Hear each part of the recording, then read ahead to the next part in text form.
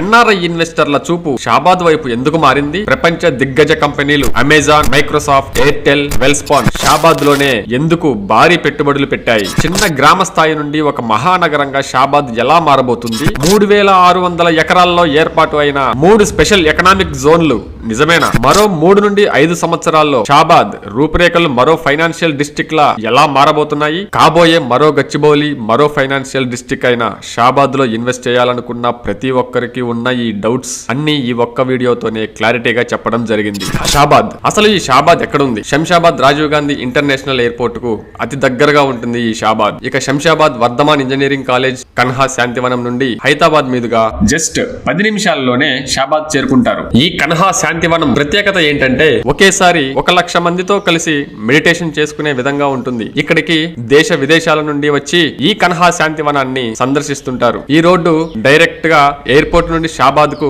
Connectivity ఉండడం వల్ల ఇప్పటికే ప్రభుత్వం 220 కోట్లతో 100 ఫీట్ల రోడ్డు, అంటే దీన్ని 4 లైన్ల రోడ్డుగా చేయనున్నారు. ఈ మ్యాప్ లో చూసినట్లయితే మన ఆర్థిక రాజధాని అయిన ముంబై నేషనల్ హైవే నుండి కూడా ఈ షాబాద్ కు మంచి కనెక్టివిటీ ఉంది. ఇక బెంగళూరు హైవే నుండి కూడా ఎక్సలెంట్ కనెక్టివిటీ మీరు చూస్తున్నారు. షాద్ నగర్ నుండి కేవలం 15 నిమిషాల్లోనే షాబాద్ వస్తుంది. మన అప్పా జంక్షన్ నుండి చేవెళ్ల మీదుగా కూడా షాబాద్ కు అతి తక్కువ టైంలోనే చేరుకోవచ్చు. ఇక షాబాద్ కు ఇంత క్రేజ్ రావడానికి ఇంకొక కీలక కారణం త్రిబుల్-ఆర్ రీజనల్ రింగ్ రోడ్. అంటే ORR టు త్రిబుల్-ఆర్ మధ్యలోనే, అంటే షాబాద్ సెమీ అర్బన్ జోన్ లో ఉండడం వల్ల కూడా షాబాద్ శరవేగంగా అభివృద్ధి చెందుతుంది. అంటే దాదాపుగా 3 నేషనల్ హైవేల మధ్యలో ఉన్న ఈ షాబాద్ ముందు ముందు మరింత అభివృద్ధి చెందుతుందని చెప్పొచ్చు. మరి ఇన్వెస్టర్లు భారీగా ఈ షాబాద్ లో పెట్టుబడులు ఎందుకు పెడుతున్నారు అనే విషయానికి వస్తే, షాబాద్ ని మహానగరంగా మార్చే మరో అద్భుతమైన నిర్ణయాన్ని తీసుకొని తెలంగాణ గవర్నమెంట్ 3600 ఎకరాల్లో మొత్తం 3 స్పెషల్ ఎకనామిక్ జోన్లను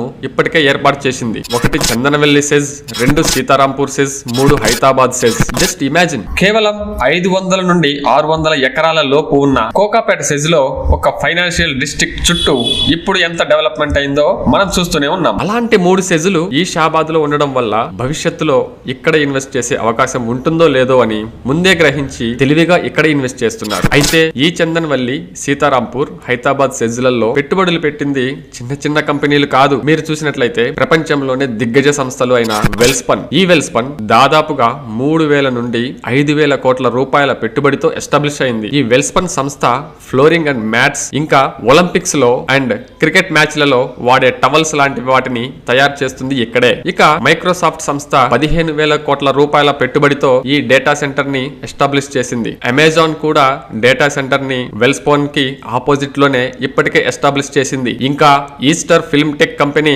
దాదాపుగా 1350 కోట్ల రూపాయలు పెట్టుబడిగా పెట్టి ఇప్పటికే ఎంప్లాయ్మెంట్ ని కూడా క్రియేట్ చేసింది. ఇదే కాకుండా ఇంకా Katera, Kundan textiles, Airtel data centre, Olectra green tech, వీటితో పాటు మరికొన్ని సంస్థల పేర్లు కూడా మీరు ఇక్కడ చూడొచ్చు. అయితే అందరికీ ఉండే ఇంకో డౌట్ ఏంటంటే, ఇవన్నీ ఎప్పుడు వస్తాయి, అసలు ఇవన్నీ వస్తాయా లేదా అనే డౌట్ అందరిలో ఉంటుంది. మా సబ్స్క్రైబర్స్ కి పూర్తి సమాచారం ఇవ్వాలన్న ఉద్దేశంతో జరుగుతున్న డెవలప్మెంట్స్ అండ్ కన్స్ట్రక్షన్ తో సహా చూపించాలి అని ఫిబ్రవరి 2024లో ఈ వీడియో తీయడం జరిగింది. ఇవన్నీ ఎప్పుడో రావటం కాదు, ఇప్పటికే కన్స్ట్రక్షన్ జరిగి ఎంప్లాయ్మెంట్ క్రియేట్ అయ్యి మరికొన్ని కొత్త కంపెనీలు వాయు వేగంతో కన్స్ట్రక్షన్ పనులు కూడా జరుపుతున్నాయి. అది మీరు కూడా చూస్తున్నారు. ఇప్పుడు మీరు చూస్తున్నది HMDA, Hyderabad metropolitan development authority యొక్క మాస్టర్ ప్లాన్. ఇందులో మనకి క్లియర్ గా ఏ కంపెనీలకి ఎంత ల్యాండ్ అలోకేట్ చేశారు అన్నది చూడొచ్చు. ఈ మాస్టర్ ప్లాన్ మీకు PDF లో కావాలంటే కింద డిస్క్రిప్షన్ లో ఉన్న నెంబర్ కి మెసేజ్ చేయండి. ఈ స్పెషల్ ఎకనామిక్స్ జోన్లలో డైరెక్ట్ అండ్ ఇండైరెక్ట్ గా 3 లక్షల నుండి